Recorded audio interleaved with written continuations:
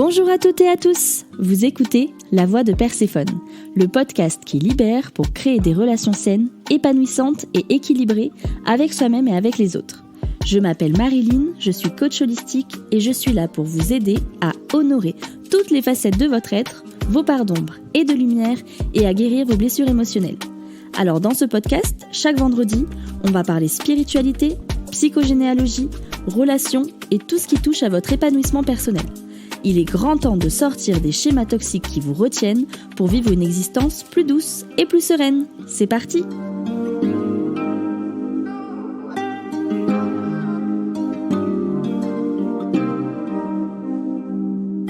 Hello tout le monde, comme d'habitude, contente de vous retrouver. Surtout que là, on va partir sur un sujet qui, je sais, était très attendu et très demandé. La spiritualité, en gros, qu'est-ce que c'est ?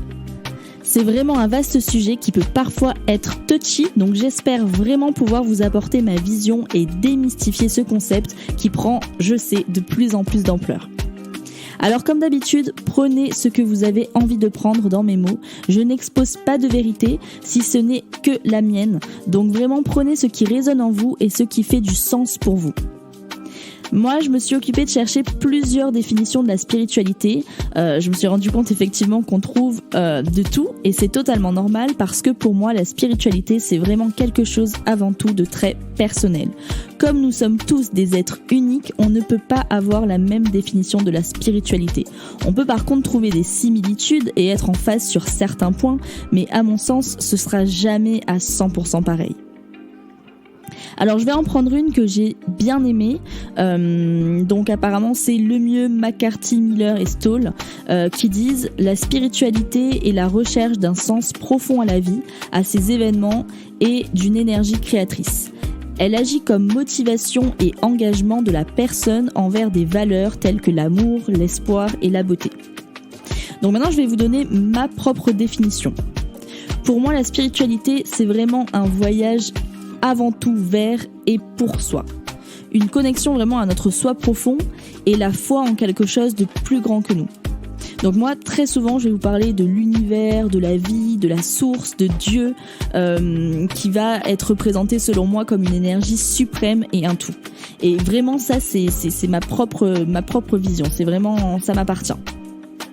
Je pense aussi qu'on est tous interconnectés les uns aux autres, qu'on a une fréquence vibratoire et que de ce fait on peut être reliés par des événements, des liens visibles et invisibles, et je pense aussi qu'on a la capacité d'influencer sur notre propre champ magnétique et sur celui de notre entourage.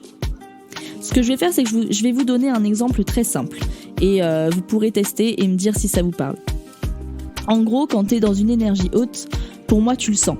Je vais parler aux filles parce que voilà, je suis une femme, mais genre vraiment tu te sens belle, tu te sens d'humeur à tout surmonter, t'as envie de faire bouger les choses. C'est un peu comme si que t'émettais un rayonnement, tu vois. C'est pour ça que souvent je vais te parler de briller, de rayonner. Et là, en fait, tu te rends compte que t'es dans la rue et tout le monde te regarde, comme si tu vois qu'ils sentaient un peu ta vibration. Alors qu'à l'inverse, des fois, tu te forces à aller à une soirée. Donc tu vas te mettre en bombe, mais personne te parle, personne te calcule, et je sais que c'est tellement frustrant ça d'ailleurs.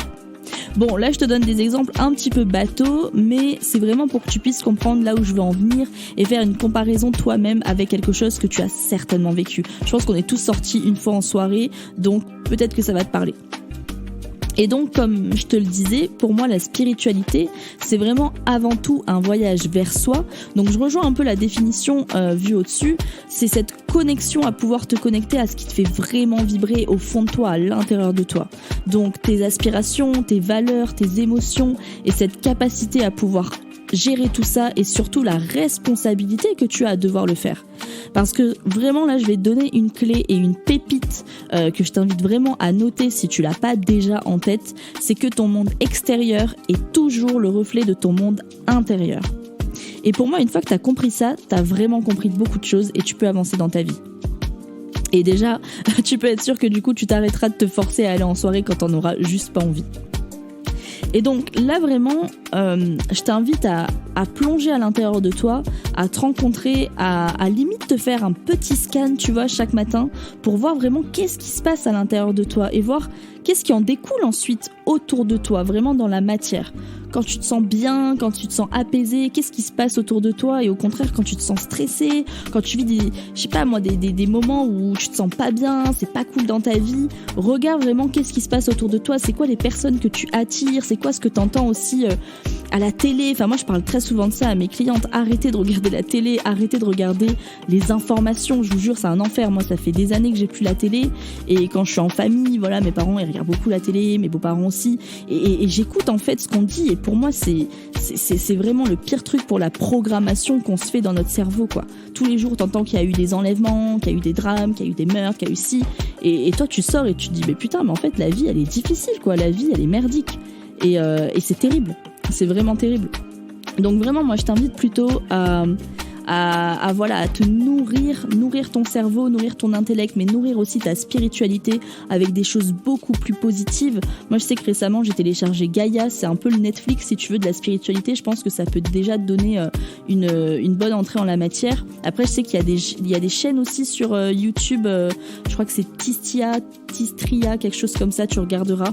C'est une chaîne gratuite et ça peut aussi pas mal te donner de contenu, mais vraiment fais la différence. Moi je t'invite aussi à un truc très simple. Tu te lèves le matin, tu déconnectes de tes écrans pendant 1 heure, tu te mets pas sur ton téléphone, fais-toi kiffer, fais-toi ton petit déjeuner, mets-y du cœur, mange en pleine conscience. Vraiment, prends ce temps pour toi et regarde ta journée, comment elle va se passer. Et vraiment, je t'invite à me faire un retour là-dessus. Alors après, t'as aussi des pratiques comme la méditation, le yoga, enfin t'as tellement de choses qui peuvent aujourd'hui te permettre de te connecter à ta spiritualité si t'en as envie. Et vraiment, à mon sens, s'autoriser à vivre sa spiritualité, c'est aussi s'ouvrir à quelque chose de bien plus grand que nous, parce que finalement, on réalise qu'on est juste un petit grain de sable dans l'univers, c'est assez fou, quoi. Et c'est aussi reprendre le pouvoir sur notre réalité et reprendre le pouvoir sur sa vie, tout simplement. D'ailleurs, j'en profite aussi pour vous parler de mon programme d'accompagnement qui est sorti il y a pas très longtemps, que j'ai créé justement dans cette idée-là. Donc c'est un programme qui s'appelle Voyage avec les déesses, guérison, transformation et expansion, où j'aide les femmes à reconnecter à leur spiritualité qu'elles ont longtemps mis de côté. Donc ça peut être dû au travail, au manque d'informations, aux croyances, parce que très souvent les femmes très cartésiennes vont penser que c'est un truc qui est beaucoup trop perché pour elles, alors que pas du tout. On peut très bien le simplifier, et encore une fois, je le redis, on a chacune notre vision de la spiritualité. Il faut pas croire que c'est une religion ou que c'est quelque chose de totalement inaccessible. On peut très bien la vivre normalement. Enfin voilà, il n'y a pas de stress à avoir là-dessus.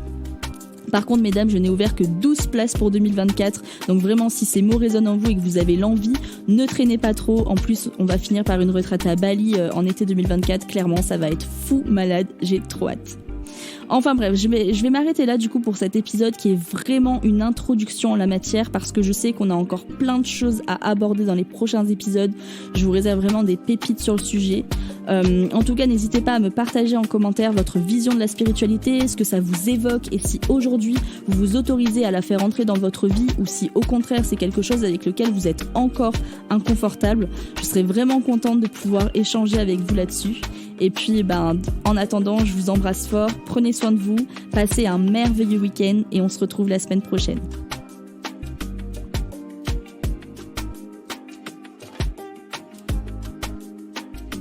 Merci d'avoir écouté La Voix de Perséphone. Si vous voulez en savoir plus sur mes accompagnements, n'hésitez pas à aller jeter un œil sur mon Instagram, les_Perséphone. Si vous avez aimé cet épisode, vous m'aidez en le disant. Alors n'hésitez pas à réagir, raconter votre expérience ou poser vos questions en commentaire. La Voix de Perséphone revient vendredi prochain. À bientôt!